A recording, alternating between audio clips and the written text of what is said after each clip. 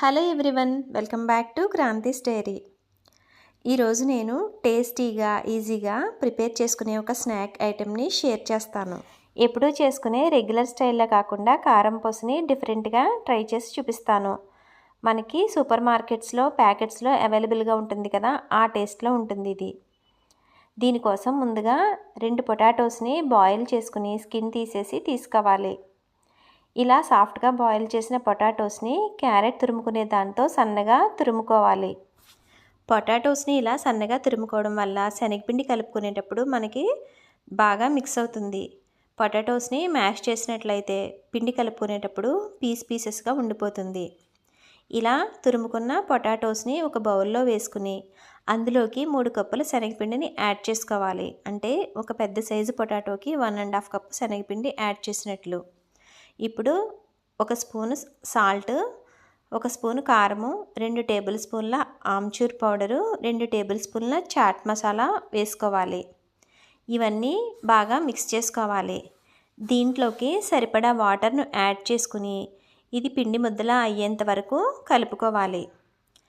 ఇలా కలుపుకున్న తర్వాత స్టవ్ పై పాన్ పెట్టుకుని ఆయిల్ వేసుకుని ఆయిల్ హీట్ అయ్యేలోపు కారపూస వేసుకునే ప్లేట్ తీసుకుని అందులో ఈ పిండిని పెట్టుకుని జంతికలు చుట్టుకున్నట్లుగా ఇలా చుట్టుకోవాలి. ఫ్లేమ్ని మరీ సిమ్లో పెట్టకూడదు, ఆయిల్ పీల్చేస్తుంది.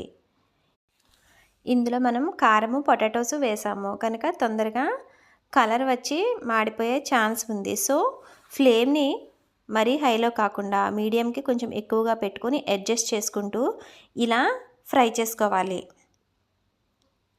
చూసారు కదా, ఈ కలర్ వచ్చేంత వరకు ఫ్రై చేసుకుని తీసుకోవాలి. ఇప్పుడు మిగిలిన పిండిని కూడా సేమ్ ప్రాసెస్లో వేసుకుని ఫ్రై చేసుకోవాలి. ఇక్కడ నేను కలిపిన పిండి క్వాంటిటీ నాకు 6 రౌండ్స్ వరకు వచ్చింది. చూసారు కదా, ఆలుతో కారపూస ఎంతో కలర్ఫుల్గా టేస్టీగా ఈజీగా ఎలా ప్రిపేర్ చేసుకోవాలో. మనం ఎప్పుడు చేసుకునే రెగ్యులర్ స్టైల్లో కాకుండా ఆలుతో కారపూసని ఇలా ఒకసారి ట్రై చేసి చూడండి. చాలా క్రిస్పీగా టేస్టీగా వస్తుంది. వీడియో నచ్చినట్లయితే ఫ్రెండ్స్కి రిలేటివ్స్కి షేర్ చేయండి. ఛానల్ని మరిన్ని వీడియోస్ కోసం సబ్స్క్రైబ్ చేసుకుని బెల్ బటన్ని యాక్టివేట్ చేసుకోండి. Thank you for watching.